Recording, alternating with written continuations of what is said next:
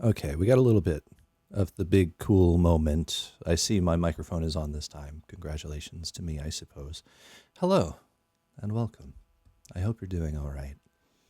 I'm glad to coincide with you today and whatever day that happens to be for you.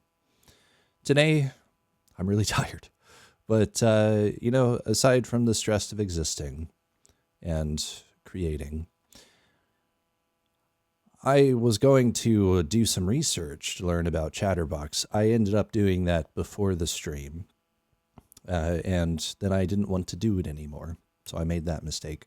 So instead, we're going to look at the notes that created multiverses. I have, like I pointed out in the last one, many, many documents that coincided to create experiences that I've shared with my friends over the years, many, many years. Yeah, we're just gonna take a look at it, and I'm gonna talk about my experience with multiverses. Hopefully, you enjoy it. Feel free to let me know how you're doing if you want to.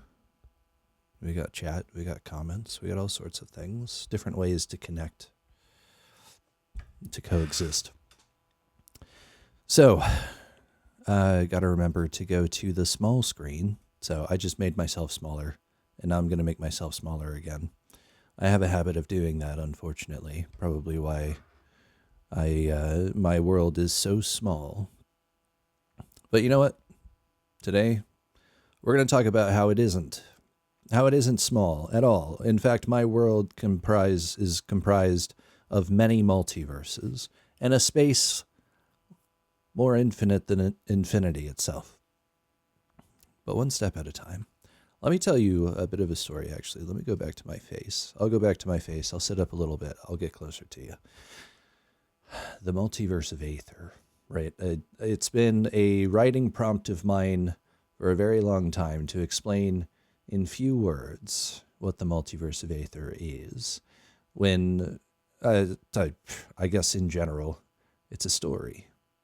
A story about a world, both smaller and larger than our own, where ideas, well, honestly, now that I think about it, ideas are just as powerful in this place as they are here. It's just our magic looks a little different. You know, in D&D, you can cast fireballs. In real life, there are a ton of artificers around here.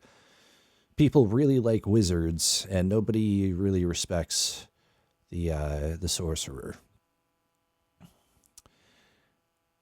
Wizards are really popular, though, and artificers make everything we use. So, yeah, it's an interesting place. So, in this world, magic is a little different. You can cast spells. You have profound abilities and unparalleled hardiness, I suppose, right? But of course, the things you encounter are far more intense. Perhaps even at times more dangerous. The nature of D&D. So what I've created is not just a story, like a novel, like a book. It's a living world. It changes every week. It grows, accommodating ideas that exist beyond my own, that transcend the boundaries of my individual reality. It is in many ways more extensive than I initially anticipated. I did have an idea that the multiverse of Aether would be huge when I first came up with it, but as I hope we'll see today, as I go through my notes, it's a lot bigger than I thought. I just realized the background music is muted, so I'm going to unmute that because I really like it. It's very chill. My friend is stopping by Kroger before coming here, so do I want something on Discord? I don't know. Okay, so the font actually, I couldn't get the background box on the stream to work the way I wanted, but the font is actually readable, so that's good.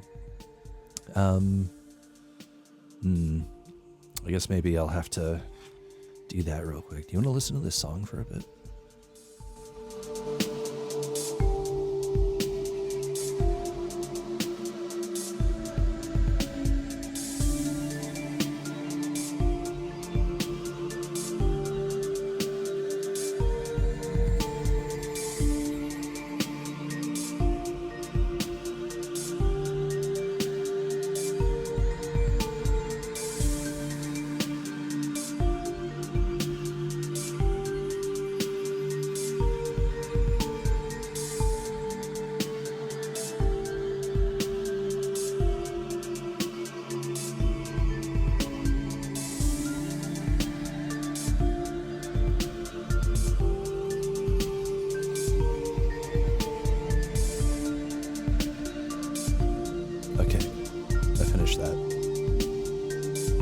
really like the song.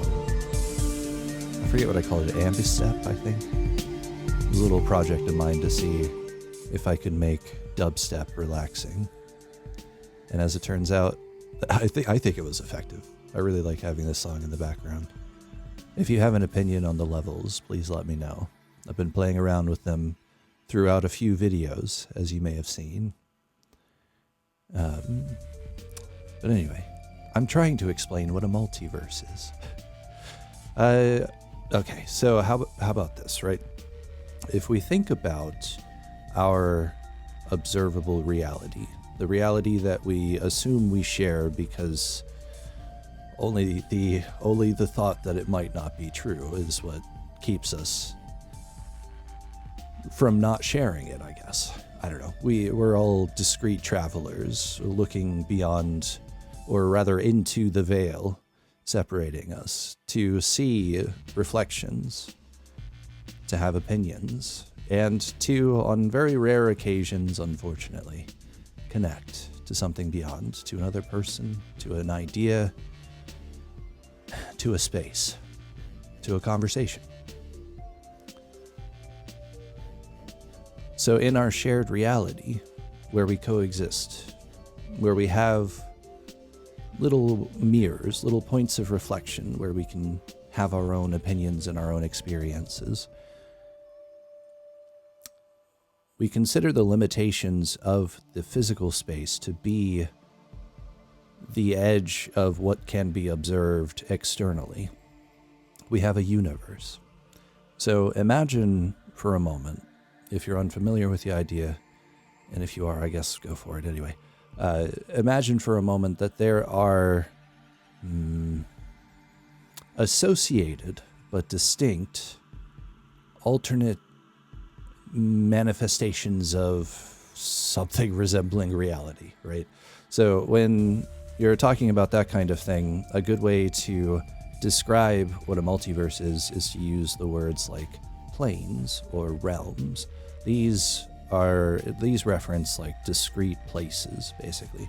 They can be anything. They can be infinite. They could be limited. They could be conceptual. They could be physical. They don't generally follow the same rules. There's usually something very different about each one of them, discrete in their existence. So when you create a multiverse, one way to do it, there's a lot of ways, but one way to do it is to have something like a focal point, to have something like our shared reality, something relatable. So you can have an observable universe, and then associated with that in some way or another, I'll get into some examples, you have other planes of existence. In the multiverse of Aether, it has its focal point is the, I forget what I called it. It's like the material realm, the physical realm, the observable universe. It has that, but just beside it, very closely related, but still distinct, there's a place called the Beside Realm. The Beside Realm, if you're familiar with D&D, is kind of similar to the idea of a Feywild and Underdark thing, but it is distinctly different. Not just in name. The Beside Realm is a canvas upon which we can illustrate enhanced or augmented or altered reality. In the Beside Realm, in the multiverse of Aether, the material focus, yeah, that's what I called it. Thank you for reminding me. There's so much to it. Sometimes I forget little details like that. And then I remember Bobbert was a bandit who moved to Stormray and got his memory attacked by a vampire. You all saved him, and then now he's going off to travel the lands to learn more, to find purpose, and eventually he'll come back and join the campaign once again when we get back to the town of Sora or something, you know, like an NPC that nobody's going to remember when he comes up again. But I've got his story in my head. Anyway, so the Beside Realm,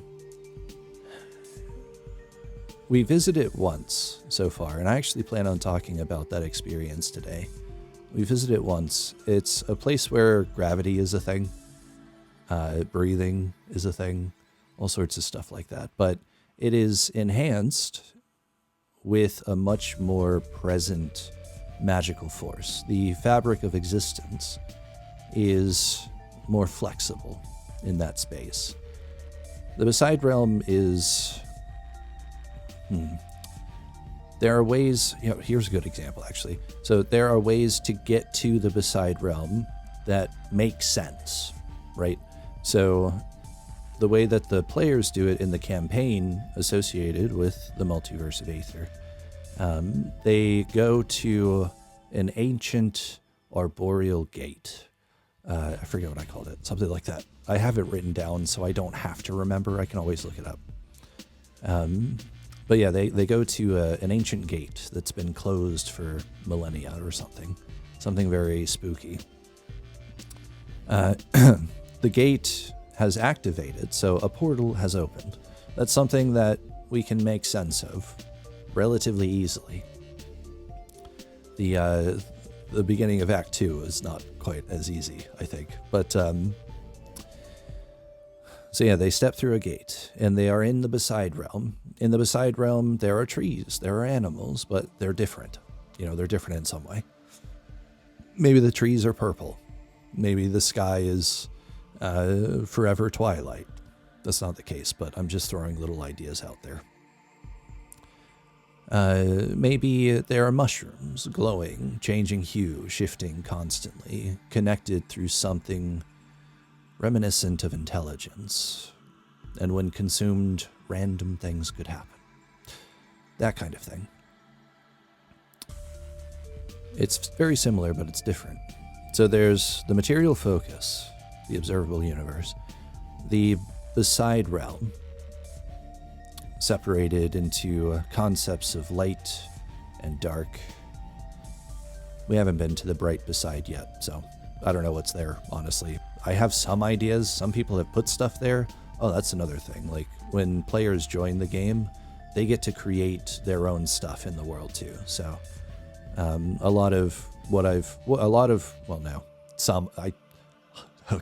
of what I have was created as a result of accommodating player ideas so that they could be a part of the world and impact it very significantly, which is something I tried to explain to one of my old friends. She was asking, like, is my player real, kind of thing? Like, is my character real? And I was like, well, I don't. How do you define real? This is a tricky prompt here. So then I tried to illustrate my experience of it, where it was like the life and the reality that her character had did not exist until she decided it did, because that's true. But then I tried to integrate that into the story back in the beginning when I was first thinking of the end, I guess. I tried integrating that, and then it's grown a lot, to put it simply. Yeah, a lot of things don't exist until you decide that they do. Even things that could be proven as existing prior to your being aware of it. They don't really exist until you build them, until you observe them, until you understand them, until they exist to you. So, like, for example, the first word of the first document. Maybe you caught it when I was looking at that, maybe not. I know what it is. It's always been there, though. As soon as you learn, you'll know, and it'll be what it is and has always been. Until then, it's something else. Something else entirely. Elusive. Something elusive. But not impossible to know. Beyond the Beside, you have the observable universe, the Beside realm, and then you have planes beyond. The Beside realm, people have been there. There are many connections between the Beside realm and the material focus. But the planes beyond are theoretical. They've been visited in visions, in dreams, but never has anyone gone there.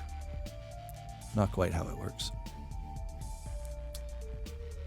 So, those places, purely conceptual. Existence is very unlike what we're accustomed to. So, exploring it, because the players will get there. They will do that. Exploring it's going to be a lot of fun. I'm really looking forward to that. Because I can say anything, and that's what it is. One of the best parts of playing a TTRPG. And being a writer, I guess. You can just say anything. Doesn't mean people will listen to you, but you can say it. So yeah, those are like the main things. And then there's a whole other thing that is beyond the infinite multiverse. Another infinity, an ocean of oceans. In case you were wondering, our world is very much like a multiverse itself. We have coinciding realities. We have your experience of this stream. We have my experience of this stream. We have the experience of the other couple people who are watching as well. They're all unique, and they coexist, shared in a space that we call our shared reality. Yeah, I don't know. Our real life is a multiverse. I don't think people talk about that enough. Which is funny because, like, I'm really loving the first paragraph of my campaign book concept that I came up with a few years ago, or a couple years ago, when people were telling me you should write it down and get it published, and all of these really big ideas. As I'm sure you can tell, I've just been trying to describe what a multiverse is. I haven't even told you much about it. Or about the story that takes you through it either. Well, let's see here. I'm very curious to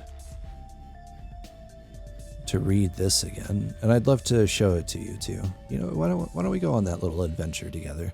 We'll look at old words I wrote a while ago. Words about something that has changed since then. Something that always grows. Let's see. Small screen. Now my face is really small comparatively. Oh, I can make this larger too. Let me go over here. There we go. That should be easier to read. I can't read it on my second monitor, but that's not especially news. All right, so campaign book concept. So I didn't even get to the part where I was making the book, unlike with my TTRPG We Are Gods. I was just coming up with ideas for the book in a text document, and then I realized this is going to take forever to create. I ended up stopping here. But anyway, it begins with this. This was my idea. Welcome to the multiverse of Aether. My experience of this will not be your experience of it, but I think I've found something profound, and I'd love to see how you grow with it. Use everything to make your own reality, to tell your own story. This is just how I did it. Which is so important, I think, when you're exploring tabletop role-playing games and you're hanging out with friends. I guess maybe you do that and the other at the same time sometimes. It's important to inspire and to support a sense of creativity and originality, I think. I did become aware recently of an alternative perspective, which promotes or prioritizes repeatability and consistency over the flexible nature of everything that I do and think. It's really interesting that those coexist. Let's see what I tried to say. Back in the day, the Multiverse of Aether is a bespoke setting and campaign that takes player characters from level 1 in 5e to level 20, then into the TTRPG We Are Gods. This book covers the first chapter of events in Act 1, which takes place in and around the town of Sora. So even years ago, I knew We Are Gods was going to be a thing. I knew it was going to be a thing before I knew what that thing was. I'm aware of things before I'm aware of them kind of thing. That's just a thing that I do. But here's the story hook. Watch this. The past 48 hours have gone by, counted and endured in the town of Sora. Time stretches onward infinitely, as does every moment when the future is uncertain and the present offers only dire circumstances. Many have turned to Kava, the current mayor of the city, for a solution to the bandit threat. A group of malicious brigands has blocked the 2 roads connecting Sora to the rest of the nation. The city's resources are being carefully expended, and its residents fear depletion. Why is this happening? And who is behind it all? Whether in a moment of clarity or desperation, Kava invites the brave souls in Sora to take on this threat directly, to stand against this harassment, to accept a dangerous quest for adventure. It's up to you to save the city from an impending collapse. Which is much more like, I don't know, much more dire than it actually ends up feeling, I think, in the session, because I'm just really silly sometimes. All the time, basically. I'm just really silly. So all of this, I've never read this to a group starting at session 1. This is just for me to, this is concept art, basically. If I were to ever make a book for the campaign, this is what I would say. Something like it anyway. I would definitely change it. I change everything all the time. My friend said, games are only fun to repeat if it's not the same every time. Yeah, that's, a testament to the replayability of Baldur's Gate 3. You get to the 3rd act, you don't want to play it anymore, so you play a new character, and you can always make a new character. So many options with that. It's incredible. Let's see here. I even have a Aether Session 1 document. I can show you that if you want. But an overview of the continent's general history, a closer look at the town of Sora. And then I mention as the story guide, you'll need to read through this chapter as well to contextualize the experience before your first session. So that is what I tried to do in like the early concept art for the campaign book, is like to show that in order to run this game, you'll have everything you need. You simply have to understand it, to read it, to look at it, to think about it. Which has been so, it's a lot. I struggle to explain the scope of the thing.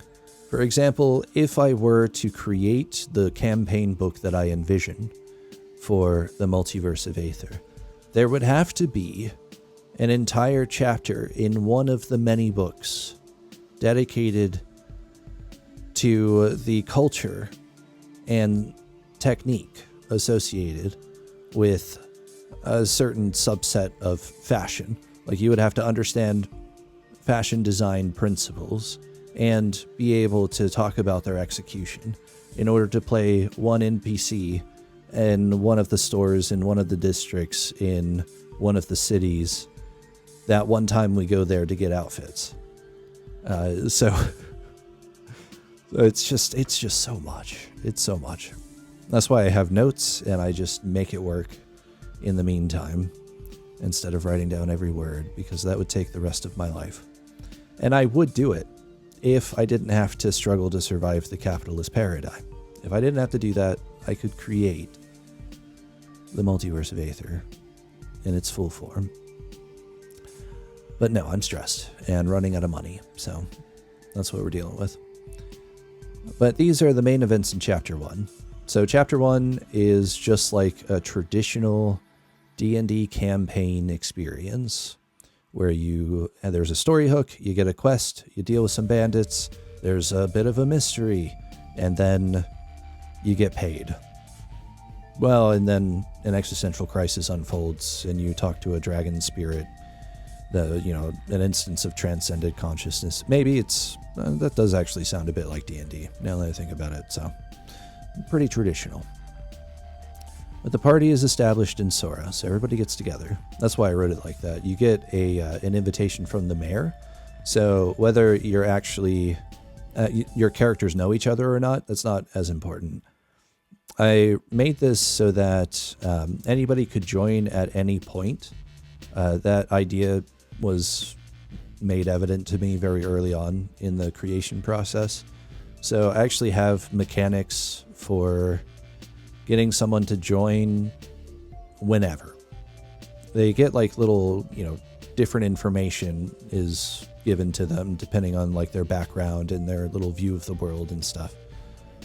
So that we can, diversify our party, not only in stats and mechanics, but also in personality and worldview. But yeah, the party is established. Kava calls to the city for help. The party takes on the first checkpoint and cave to the east. Kava requests their help with the west. The party takes on the western checkpoint and main camp. The party returns to the city to find the forge is out. The party visits the dragon's dungeon. The party relights the forge and prepares to leave. This is the most... it's a classic summary. This misses out on so much information and so much that happens in the game. But this right here is enough for me to be able to run maybe like six sessions, like for chapter 1, about 5 or 6 sessions to get through chapter 1. This is really all I need. I do have maps and many other pages and documents of notes, but at this point, having gone through it so many times, this is enough. What it leaves out is the spoilers here, which really aren't spoilers. I'm not, unless like somebody is really chill and communicative and wants to experience the multiverse of Aether, I'm probably not going to start up a new table anytime soon. But there's a tiefling who appears in the cave and in the camp. Her name is Clarity. She's one of the leading members of an organization named Lumi. That group is also led by Illumination, a tiefling orphan from the capital who is dedicated to dismantling the kingdom's hierarchy. Everybody has like their own arcs that lead them to this moment. So, I don't know, little details here and there. Let's see. While Clarity focuses on the metaphysical and arcane, Lumi facilitates the gradual degradation of the capital systems while promoting the stabilization and development of an alternative social structure focused on improving the country's standard of living through equitable investments across the spectrum of financial privilege. Quite a thing to put in a campaign book, I think, but that is what it is. That's how it goes. Together, they guide the events of the rest of Act 1. Which is very true. The goal of their efforts is to overthrow the current governmental regime and replace it with a person-centric system of growth. The players are welcome to follow or dismiss their direction. The first edition, looking forward, of course, of the Multiverse of Aether campaign is based on their aligning with Lumi. If your party chooses to leave or to ignore Lumi, use this content to understand the intention of the organization. You're on a different adventure, and I'll find a way to join you. That's another thing I could do. There are so many things, let me tell you, there are so many things I could do if I didn't have to stress so much about having not enough. And I've been watching a lot of videos on the internet, videos that call to me, videos that resonate, videos saying abundance is impending. Well, I believe it, obviously. That there's so much more that we have access to than we are allowed to believe. But it is very stressful in the meantime. Oh, look, I even had a list of names for all of the bandits around Sora. Charlie, Bobbert, Steph, Ryan, Adam, Patrick, led by Charles Palladio, a noble from the estates on the steppes. During the party's attack on Lookout Point, which was the main camp, Clarity appears, summoning a complement of skeletons and a skeletor. Palladio and any survivors jump off the cliff after attempting to control the situation. So, yeah, we have, like, individual names, improvised sometimes, sometimes prepared, personalities for each of them. There was another guy, I forget his name. I don't always use the same names, which is... how do I keep track of all of this? What? That is ridiculous. Okay. Alright, so the dungeon's really cool. I'll have it on the screen for a second. You can pause it if you want to read it, but I'm not going to go over all of that. Instead, what I'm going to talk about is the final chamber. If anybody wants to look and talk about the puzzle, we can, but I want to use it for something else. I want to use it for something else. So I don't want to throw it out there too intensely, too quickly. As if intensely is something I'm capable of, you know. All right, so the final chamber in the dungeon is circular and has a plinth sat at its center. The room has a raised platform along its edges, nice, and the walls are separated into 4 quadrants. Each one represents one of the 4 words of creation. A staff designed to look like an open-mouthed dragon at one end hovers above the plinth. Behind it, a statue of a sleeping dragon rests on the floor. When the players approach, the statue shimmers, and the spirit of Sora extends beyond its form. They then introduce themselves to the party. The conversation that follows reveals the dragon's perspective of the dream and its consequences. Sora invites the party to take the staff, saying that they can chat or leave when they're ready. My friend says, how do I keep track of all of this? That's ridiculous. That's what I've been trying to tell you. I know, you've told me that you've been trying to tell me that. It takes a while for me to realize things. They then say, P.S. There's a huge delay between me sending a comment and it showing up. There always is a delay, but sometimes it's made even more intense by the path that light takes between us. So, fair. No, that makes sense. All right. Let's see. The first word is exist. This quadrant is decorated with a center point that seems to be expanding outward through lines that meet the edges of the carving. In the background, the wall is made to be a chaos of swirling, vague forms. The second word, change. This quadrant depicts a drow woman on the left side and a jagged, shapeless form on the other. They're in the foreground of a zoomed-out version of the first world. Observe is the third. Here, the drow and the corruption are smaller, and in the space behind the explosion, the chaotic swirls take on the aspect of dragons. There are also many eyes that populate the empty spaces. Howdy, howdy. Hello, Samuel. I hope you're doing all right. Thank you for existing, first of all. And secondly, for letting me know you exist. I love when there are little bridges between realities, usually in sounds or sights, characters, knowledge, information. Always fun, regardless of its form. First time in chat. One of my favorites. I was just talking about existence and the beginning of the multiverse, in case you didn't catch that first part. The 4 words, exist, change, observe. I was going to read the last one. It's in a dungeon. This is a wall, an image taken upon it. The last is connect. This scene is separated into its parts. There are fully formed dragons flying over the peak of a mountain, and in the sky there are divided sections of wall dedicated to the themes presented previously. One is filled with eyes, another with a drow woman and a flooded plain, one of darkness and sharp stabbing lines, and the last with the silhouettes of many people who appear to be walking from the sky onto the ground below. All of this has changed since I wrote it, in case you were wondering. I have decided just to improvise it every time it comes up in the D&D game. Like, drow woman in a flooded plain, I don't do that anymore. It's so funny to grow with this project because, like, way back in the day, the 4 words didn't even exist, and when you got to the end of the dungeon, you have to fight a dragon. Like, the dragon didn't even talk to you, and now the dragon is, like, a representative of a transcendent consciousness who understood the words of creation and decided to leave their physical forms behind to exist in a plane beyond. Except for Sora, who is there, but also just hangs out at the end of the dungeon to say hello to whoever comes by. They're pretty chill. I like Sora. Sora's a lot of fun. So yeah, this is kind of like, this is old words, this is old information, old ideas, but it's all about the multiverse. Sora is a projection of the dragon consciousness miasma that exists on a plane beyond the material. During the expression period, before the races solidified, the people took their forms. The dragons transcended upon realizing the nature of the first words. They were the first to speak the fourth, and together they decided to leave the material plane to the progenitors. In their new plane, They learned to speak the third, which dissolved the barriers between the discrete. In the context of a new reality, the dragon community grew to become something unprecedented, a metaphysical, energy-based life form capable of interplanar and interdimensional travel without external mechanisms.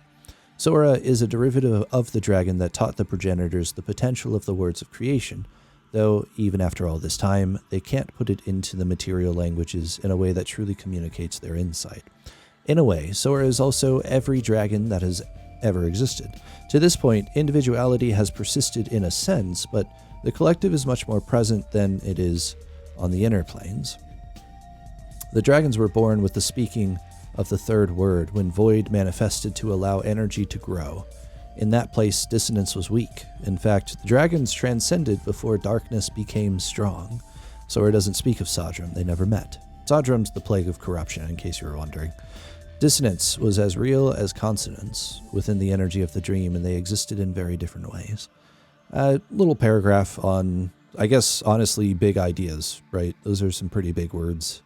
But basically, the dragons figured out what existence is and decided that they were just going to exist differently. And now they're somewhere else. But sometimes they come back and it's a little different, a little weird. But I think the dragons show up like twice, maybe even once in the campaign. There's so much to it. Like this whole paragraph translates to maybe a couple comments that the dragon spirit says when they complete chapter 1, or as they get to the end of chapter 1. Oh, this is actually my favorite one right here. The quests outline, the quests in Sora, because it was okay. So the Multiverse of Aether was born with my first ever opportunity to run a game. Before I started the Multiverse of Aether, I had played D&D about 4 times. My friends were like, do you want to run a game for us? And I was like, yeah, of course. And being me, instead of looking up good ways to get started or anything that would have been easier, I decided, nope. The very first thing I need to do is create original content that is both infinite and infinitely growing. And so I did that, and it was pretty wild. And it's changed a lot since then too. But because it was my first time running a game, I was nervous. You know, I was like, okay, I have a story hook. I don't know if it's going to work. I have no idea. Like, am I going to be able to get them to go for it? So I was like, okay, what if I did this? What if I created more quests and put them in other places in the city, but all of the quests lead to the same place? So because the bandits are out near a cave, I was like, okay, we can have them go into the cave. Like there are reasons to keep exploring, keep looking and stuff like that. So they have to find glowing blue mushrooms for Callista, who is she's the proprietor of Callista's Creation. She's an apothecary, basically, an alchemist. You can also follow up on rumors of pirate treasure in local caves for Kethra. Kethra is the proprietor of the Divide, the bar and inn, I guess, to sum it up quickly. You can also look for deposits of adamantine for Emin, the tender of the Dragon Forge. No, not Men. Stop it. Emin. Speak with Emin to coordinate a collaboration for Aesir. Aesir is like the clothier of the town. He's got a place called Aesir's Armory, but he only has like light hide armor available, basically, because he doesn't know how to work with metal at all. Like buckles, sure, but not like reinforcing plate, for example. So he's always wanted to work with Emin, but Emin's been in a bit of a rough mood recently because his fire's weird and nobody knows why, and in fact nobody else can tell there's something going on. And then it goes out and he just has to deal with all that. And of course the main quest, deal with the bandits for Kava. Kava being the mayor of the town of Sora. The mayor unanimously elected because she was just so passionate and very good at what she was doing. She was the perfect choice, so everybody agreed. Final task, relight the forge, speak with Kethra, to go to Inamaru Village. Emin gives everybody a custom item.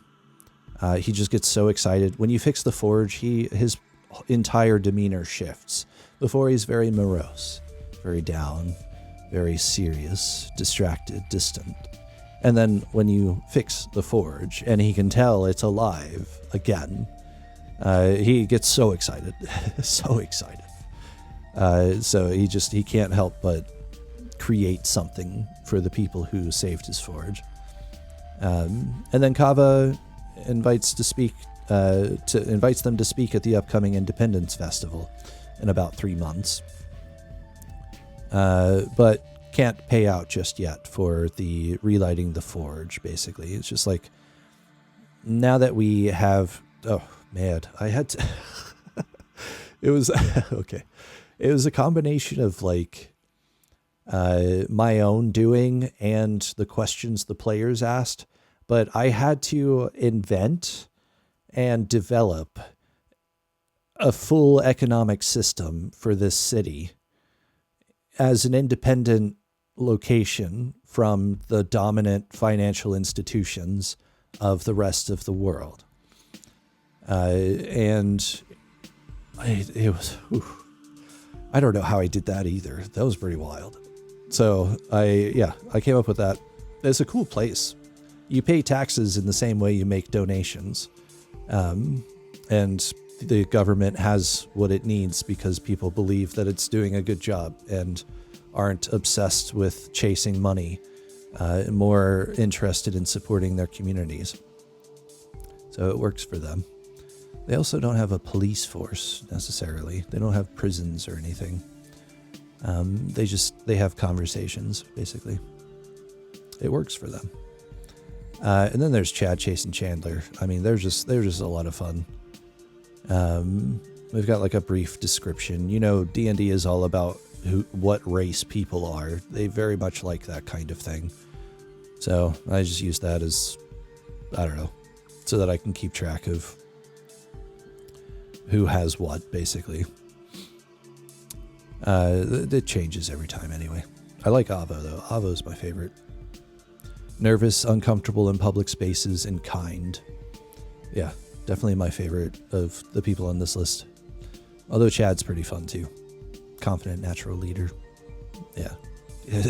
I should show you the wild magic table that I made to replace the canon D&D one, because the canon D&D one is very rude, in my opinion, and not very useful, generally. It's designed to incentivize you to not use it, basically, which I think is weird. So I made my own, and it's got some cool things on it, actually. I could pull that up. We can take a look at it if you want. I mean, it's just ideas and stuff. That's what I'm doing today, just talking. Well, I hope you're doing well, still, person watching this. A little pocket of reality. I hope everything's going all right. Oh yeah, I guess I could show you this too, but like, I have to go into a folder to get into a folder to get into a folder to get into a folder to find the PDF. Ooh. And it just is massive immediately. All right. So I'll minimize that, and then I'll bring this back out.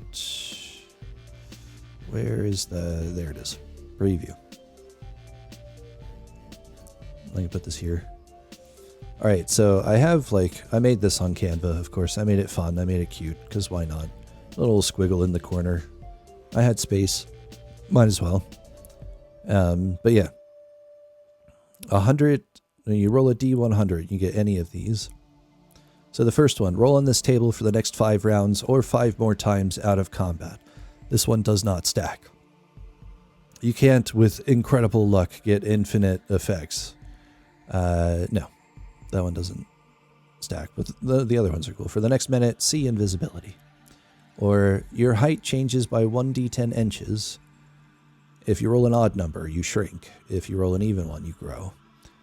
You regain 5 HP every round for the next minute, or 50 HP if out of combat. just because that would be fun. You cast a spell, you're using wild magic, and all of a sudden you feel better. That sounds incredible.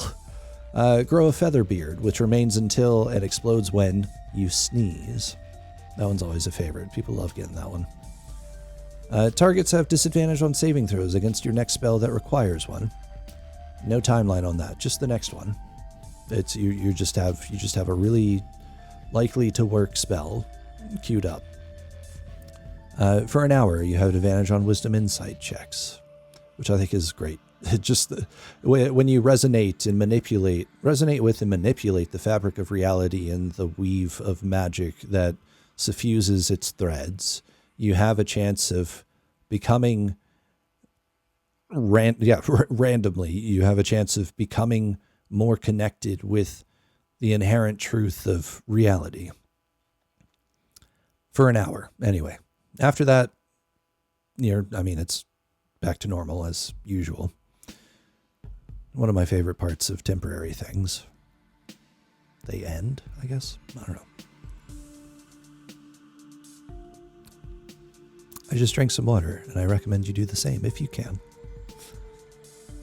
And feel like it as well. You don't have to. For the next minute, an eye appears on your forehead, giving you advantage on perception checks.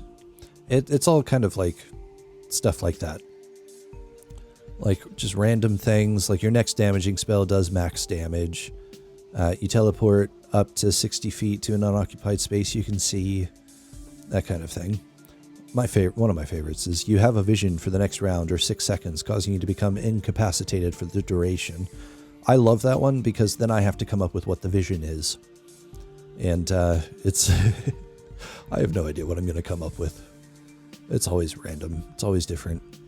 It usually follows the same threads, though, because I always think a vision like that should have some sort of significance to it. So it's always like... I don't know, something like a little window into the perception of a fundamental deity as they consider the foundations and consequences of your existence or something. I'll just describe that a little bit, and that'll be your vision. So that could be fun. This one's good. 1d6 flumps appear nearby and are happy to see you, but vanish after a minute.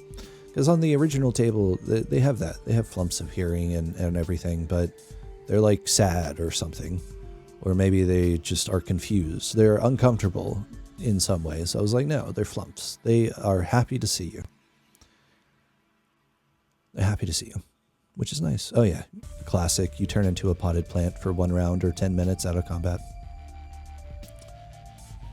There are some other good ones here. I mean, they're all good, but like really good ones. Especially towards the end. We get to the last page. You immediately come back to life if you die within the next 1d4 hours. If I were to write this today, I would just put 24 hours. Because, I mean, why not? That would be ridiculous. This actually saved a player once. It saved their character from dying. They got this, and then it died immediately afterward, and then were brought back, and... We were fighting someone who ended up being more of an asshole than I thought he would be.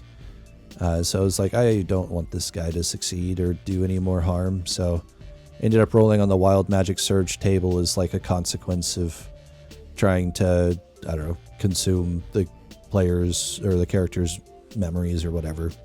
So he ended up blowing bubbles instead of talking for a minute, and he got really frustrated and kind of had a little tantrum, and then was obliterated by super magic that the players have access to. Random song, sorcery points, or gain a use of meta magic. This one here. You summon the spirits of Chad, Chase, and Chandler, who leave when they feel like it. That is far less a mechanical consequence of wild magic and more an improv prompt for me, because you could pull up Wild Magic Surge pretty much any point, and if you roll an 85 or an 86, I now have to figure out how Chad, Chase, and Chandler navigate this situation. They're just like a trio of dudes, you know, just some guys who like challenging people to drinking games. Oh yeah, this one's good. For the next minute, you channel the energy of Organic Steven and gain immunity to psychic damage. Organic Steven, a favorite of the players. We actually talked to him yesterday. Yeah, yesterday at that session. They seem to enjoy it. Oh yeah, roll again. The new effect applies to a creature of your choice within 30 feet. This one, 93 through 96. You summon a unicorn from the Bright Beside, who considers you an ally and vanishes after a minute. Yeah, that's true. My approach to it isn't like limited to the mechanics of the thing either. I guess you can't really see that on the stream over here. My friend says, your approach. You want to roll on the wild magic table? Go for it. Yeah. Oh, no. I'll find any excuse to use this thing. In fact, I made a magic item that, as part of the main quest, the players get access to. That you can cast spells normally, basically. But if you use a charge of the wand or something, I think it was a wand, you roll on the wild magic surge table. So I just come up with reasons for you to have to do it. There's a one shot I designed where everything is like punny and wild and ridiculous, and I have so many stories from that. I could go on. But yeah, between these two, 50-50 chance it'll be from the Bright Beside or the Dark Beside. The Bright Beside considers you an ally. The Dark Beside considers you an enemy. But yeah, this one's good. 97, 98. Roll again. The new effect is enhanced in a way determined by the DM. Yeah, I don't. That one did come up once, actually. Yeah, somebody. Okay, so somebody was just using wild magic very liberally. They were just kind of taking their own approach. I got the impression that maybe they didn't fully understand the mechanic they were using, but I didn't care in any case. They wanted to use it so they could. That's how I set that up. They rolled either a 97 or a 98, and then I was like, okay, roll again. And they got I don't remember the exact number, but it's on here somewhere. It's like your it's usually like for the next minute, 97 and 98 equals BFF. Yeah. It's like for the next minute or so, you're an adversary or someone is considers you to be a close friend or something. So I decided that it was back in the town of Sora when they were dealing with the bandits to the east. I decided that the bandit that was nearby was just going to decide that this player character was their best friend now. And I didn't get to play with that anymore after that because the players diverged. So that was a little disappointing, but overall, really fun wild magic surge table. I like it a lot. Let's see. I want to show you a document real quick. And I want to give you an impression of this thing. So, Chapter 4 of Act 1 of the first part of the Multiverse of Aether has in it a party, a very fancy party, the celebration of whimsy. You may have heard me talk about it before. I'm going to show you the document that I used to run that. It has 8 pages. And the best part is, everything down here is session notes. Everything up here, summarized. I have another document, one that I've put in an archive, that has all of this expanded to a much greater degree. I mean, even for like theatrical performance at the grand stage, Ode to the Grave. I have that in a separate document now. The play that I made. This is a truncated one because I wanted to give the players some time to interact with the environment while the play was happening. So the play it was a feature of the space, but it wasn't the main thing.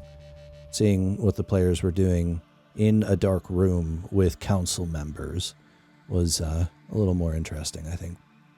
Oh yeah, I also invented sports. The chaotic light zone, known as Calzone. That one was fun. Yeah, I'll have to tell you about that one. Maybe I'll put together a one-shot where we play Calzone. That would be great. Yeah, that'd be so much fun.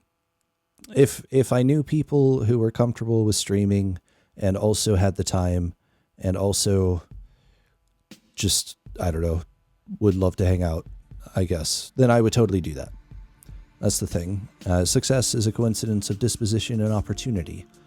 I haven't had a whole lot of opportunities. I have had some, quite a few, including everything that you see in this little window, in my room, my computer, the fact that I'm streaming, all of these things have led me to this moment. So I am deeply grateful for everything that I've experienced. But there are some things I have not had the opportunity to experience. Some things that I would like to, some things I seek.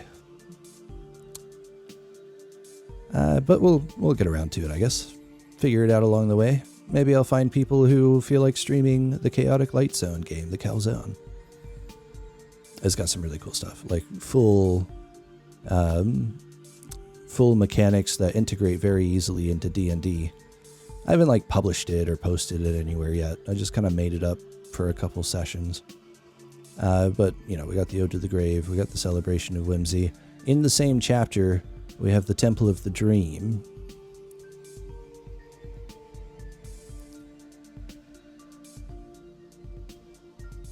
Doesn't seem like a big document, but let me assure you, so much happens. So much happens in this part. In fact, this whole paragraph is just building the location. These paragraphs, building the location, the backstory, and then we actually have events. But this right here, the journey to the archway, doesn't seem like much. But this, if I remember correctly, was actually 2 sessions, so 6 hours of content was this paragraph right here. 6 hours it took us to get through this one. The journey to the Temple of the Dream. That one took a while. Oh, the Arborist Gate. That's what I called it. The Arborist Gate. That's pretty cool. Oh, I'll read this to you because this sounds really cool. You remember how I was talking about multiverses and planes of existence and the Beside Realm and whatnot? This is what happens when you go through that portal to the Beside Realm.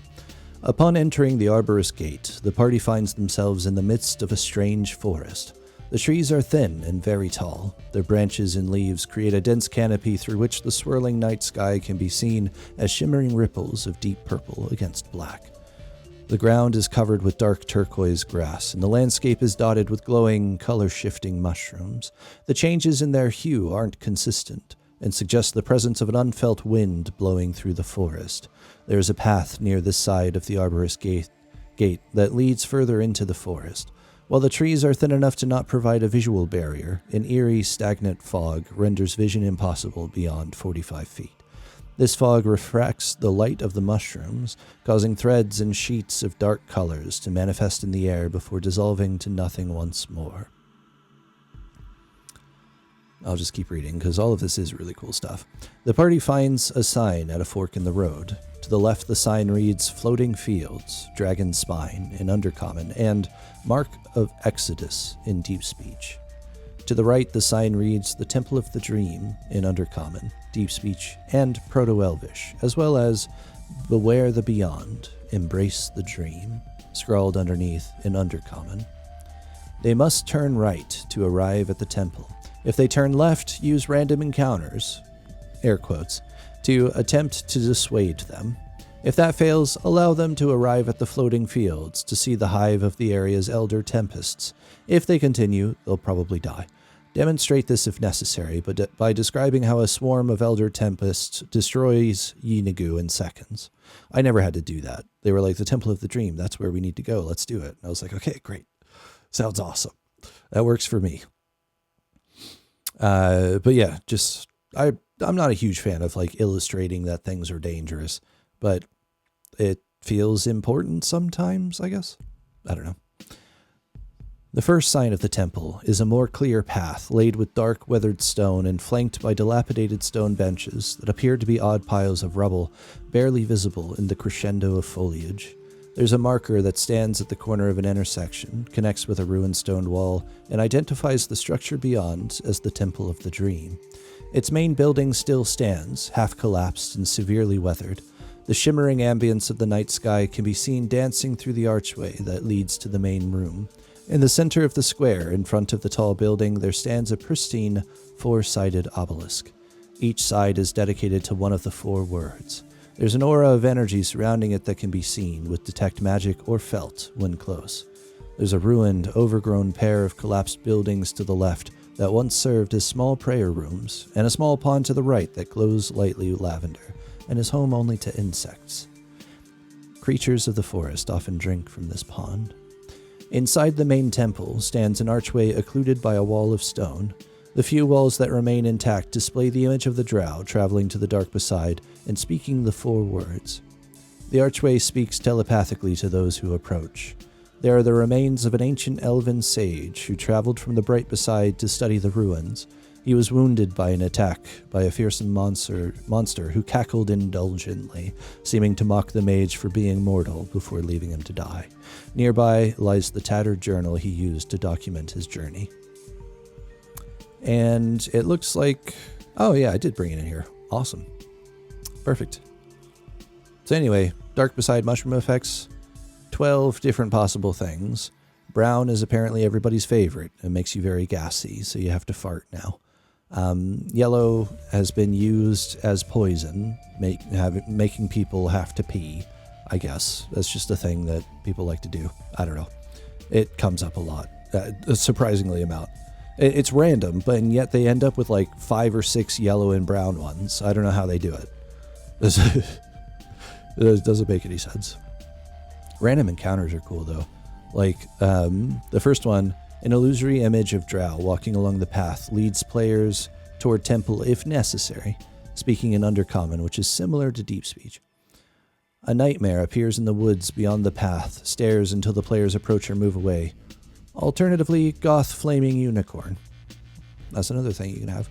Dark fairies flit between trees, whispering to the party, trying to get them to move into the forest.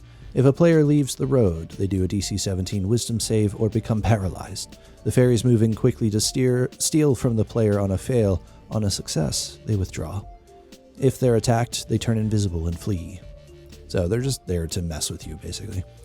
This one is probably my favorite one, right? An entity flies overhead, dimming the glowing mushrooms. It's unclear what it is or where it's going, but it's clearly powerful. You have glowing, color-changing magic mushrooms populating the forest around you. Consistent and steady in their shifting. Until this entity flies overhead. Then the magic inherent to the land is subdued by this thing's very presence.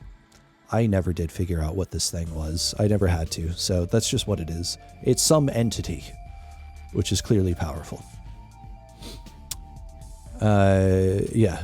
No, that one's definitely my favorite. This actually kind of reminds me of all of the other stuff, but I'm remembering now. This one was really popular. The mushrooms begin to glow more brightly until they release spores. All players are affected by a random color effect. So that one's like, in case they're not picking up the mushrooms, there's a chance that they'll have to see what the mushrooms do. You know, it's just, and it's all like benign things. Like one of them explodes, sure, doing 1d4 fire damage, which could potentially obliterate a common person, but these are like level 8 or so D&D characters, so 1d4 fire damage is nothing. in most circumstances. Yeah. Also, nothing happens. Just I love including that. On a random encounter table, there's a chance nothing happens. You just nothing, which I think is even more eerie for the darkness side. Let's see. Yeah, actually, I'm realizing now that I barely take notes. And I think it's because there's so much to it. I wonder if... Man, how much of this lives in my head? I have no idea. I've always wanted to write it down, but again, it's like... It's so stressful to exist right now. Less stressful in some ways. In a lot of ways. But still very stressful. It doesn't have to be. But it certainly is, anyway. If it wasn't so stressful, if people were calm, I could probably work on this pretty much all the time. Instead, I have notes like left on 3. I don't know what that means anymore. I don't think it means anything. I think that's just like to let me know where we left off, maybe in the time room. Did I even write the time room on here? No, I didn't even... Where did I... What? How did I come up with that if I didn't even write down what the rooms do? I guess I just know what they do, so I don't have to figure it out and write it down. I don't know, that's pretty wild. But this is the campaign summary per level. It's like based on character levels. So we've got the whole campaign outlined. This is some of the archived notes that I never got rid of. This is like the first version of the vault and the celebration of whimsy. Then we have Act 2 stuff. Act 2 stuff is pretty wild. But I took even more notes. Everything on this document is outdated. I don't really use any of this anymore. I just figured I'd show you that I wrote it down, at least a little bit. And maybe I would write more of it down in a more helpful way. But I spend a lot of my time writing a completely different project, The Gravity of Gravity, which is a lot of fun. What if humanity was like cool and chill and fine and figured out all of the problems it's having and not handling well today? What if everybody calmed down and then gravity paused? Fundamental law of the universe, no longer constant. What do we do that asks that question? And it's pretty fun. It's a nice little thing. I highly recommend it. That's on my Patreon, which I guess is some of the stuff that I talk about. All of the links and stuff. You can look at it if you want to. I like hanging out in those spaces, and I enjoy your existence and your company. So feel free to, I don't know, engage however you want to. Whatever works for you works for me. Oh man, this is pretty taking me back along the journey, man. So much has changed. So much. And then we end up with the idea of the curator in the meta multiverse. We went from spooky, mysterious person thing in a cave to the curator of the meta multiverse. That's way beyond anything I ever anticipated, to say the least. Yeah, it's been quite the journey. And I don't know what to talk about today, really. I don't know what to do. I was going to go into the Chatterbox documentation to take a look at that, getting started, all of that fun stuff, to show you that I am learning as well. Figuring out what Yarn script is, the GML implementation, all of this stuff. I've looked over it. I'm pretty sure I understand it pretty well now. But I will be able to get more into that because I've got crochet open and everything.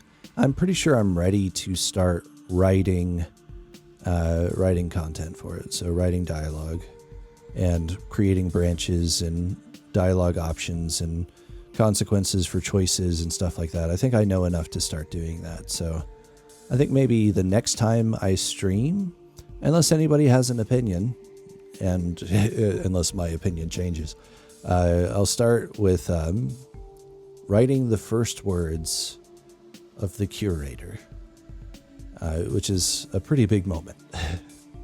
It's going to be wild. So I'm looking forward to that. But it all started way back in the day with a cave and a city nearby. And now here we are. The only thing left is to show people, more people I suppose, so perhaps I'm already showing people, to show more people that I like hanging out. I'm pretty chill. My ideas are wild. And our limitations are fabricated, usually inherited by people who want us to have them. Maybe I'll talk about We Are Gods. Maybe I'll go over that. Whatever the case is, I think I'm at least going to take a break real quick. And we'll listen to that song that I wrote, Go Backwards. It's a really chill experience as well. I'll decide what I want to do, and then we'll go from there. So I'll see you in a little bit.